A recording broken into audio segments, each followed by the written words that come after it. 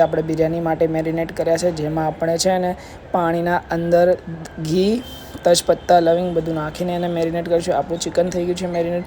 આ તમે જોઈ લો વાટેલું લાલ મરચું છે. હવે આપણે ભાતને પાણીમાંથી બહાર કાઢી દઈશું, કેમ કે 80% છે ને બફાઈ ગયા છે અને એને આપણે બહાર તારવી દઈશું, કારણ કે આપણે ભાતને 80% જ બાફવાના છે, કેમ કે 100% તો એ જ્યારે દમ લાગશે ત્યારે ઓટોમેટિકલી જ પાકી જશે.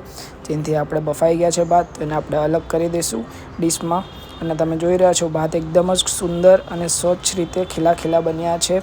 અને એકદમ જો કે એની અંદર બધા ખડા મસાલા છે, ઘી નાખેલું છે, સ્વાદ અનુસાર નમક નાખેલું હતું પહેલાંથી. તમે જોઈ શકો છો ભાતને આપણે અંદરથી કાઢી રહ્યા છીએ બહાર, અને ભાતને એક ડિઝાઇનિંગ રીતે એને મેરિનેટ કરવામાં આવી રહ્યા છે.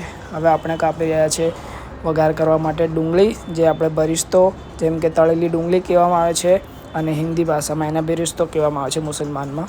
જે રીતે આપણે બિરિસ્તો બનાવવાનો છે એના માટે આપણે ડુંગળી મોટી ગોલ રાઉન્ડમાં કાપી રહ્યા છીએ.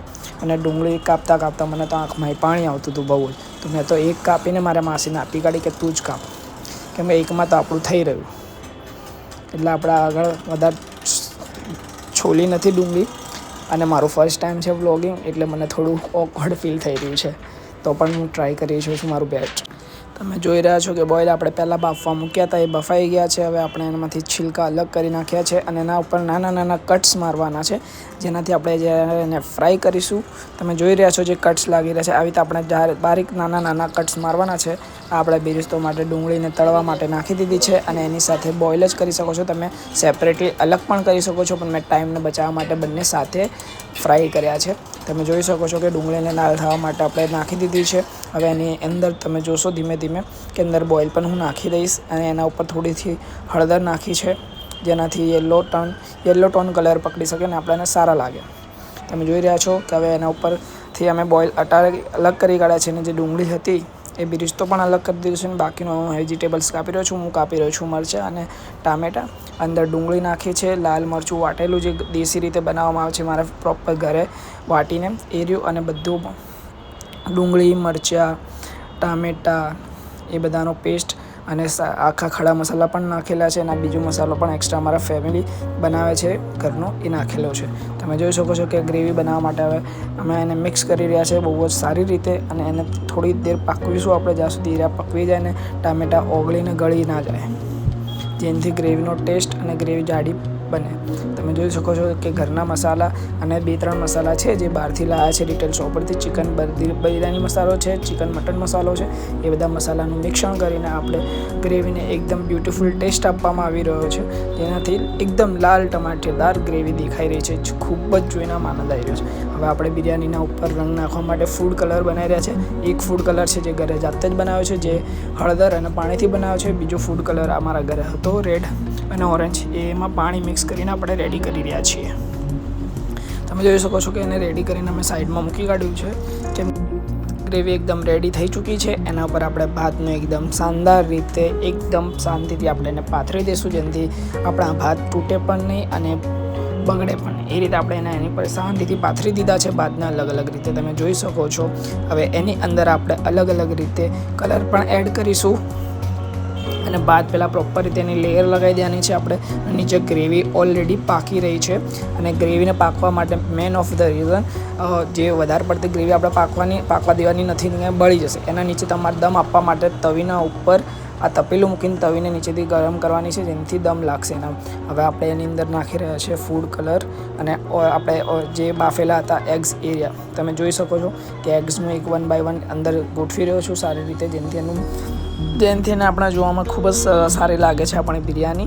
તમે જોઈ રહ્યા છો કે ઈંડા આપણે સરખી રીતે ગોઠવી રહ્યા છીએ, અને એના ઉપરથી આપણે અલગથી નાખી દઈશું બિરિસ્તો, જેનાથી આપણી બિરયાની એકદમ ખૂબ જ સુંદર દેખાશે. અને તમે જોઈ શકો છો મારી મદદમાં મારી માસી છે, જે હંમેશા મારી મદદ કરે છે, અને મારે કાંઈ પણ જરૂરત હોય હું મારી માસી જોડેથી માંગી લઉં છું. તમે જોઈ શકો છો કે હવે આપણે બધું નાખી રહ્યા છે, ધીમે બધું એડ કરી રહ્યા છે. મને આ બિરયાની બનાવવામાં આજે ખૂબ જ મજા આવી, કેમ કે મારા માસી, મારા માસા, મારા મામામાં બધા આજે હતા હાજર, અને બધાને હું ખવડાવીશ. તમે જોઈ શકો છો કે બિરયાની આપણી થઈ ગઈ છે રેડી, અને એમાં આપણે નાખી દીધું છે ફૂડ કલર અલગ રીતે ડિઝાઇનિંગ. તમે જોઈ શકો છો જે તળેલી ડુંગળી હતી, જેને બિરિસ્તો કહેવામાં આવે છે, એને આપણે ઉપરથી નાખી રહ્યા છે, અને એની સજાવટ કરી રહ્યા છે, જેનાથી આપણી બિરયાની ખૂબ જ સુંદર લાગશે. અને એને થોડી વાર માટે 1.5 કલાક માટે આપણે પાસે એને એને દમ કરવાનું છે, જેનાથી પ્રોપર રીતે કૂક થઈ જાય આપણી બિરયાની અને એકદમ સોફ્ટ ચિકન બની જાય અને આપણે ખાવાના પણ ખૂબ જ ટેસ્ટ આવે. અને આપણે જોઈ રહ્યા છો કે એના ઉપર અલગથી આપણે કોરિએન્ડર એટલે ધનિયા પત્તા નાખી રહ્યા છે તોડી, જે મને સ્પેશિયલી ખૂબ જ પસંદ છે. જે દરેક વાનગીમાં આપણે અલગથી એક્સ્ટ્રા નાખવામાં આવે જ છે, બટ મને થોડો એક્સ્ટ્રા પસંદ છે એટલે હું થોડો એક્સ્ટ્રા નાખું છું ટેસ્ટ અનુસાર.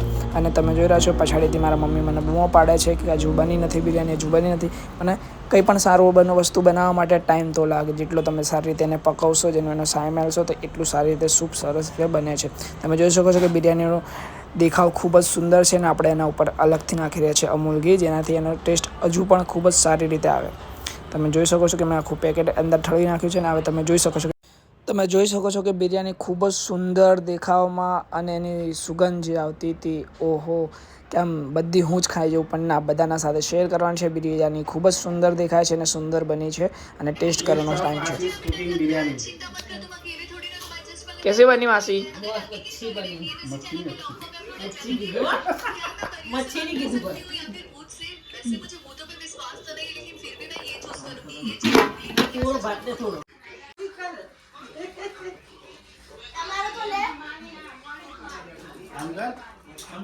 કેવું બન્યું? મસ્ત ને? સારું, થેન્ક યુ. ચલો લાસ્ટમાં હવે આપણી ડીશ લગાવી કાઢીએ છીએ. આપણા ભાગમાં સૌથી મસ્ત લેગ પીસ આવ્યો છે અને મેં ટેસ્ટ કર્યો.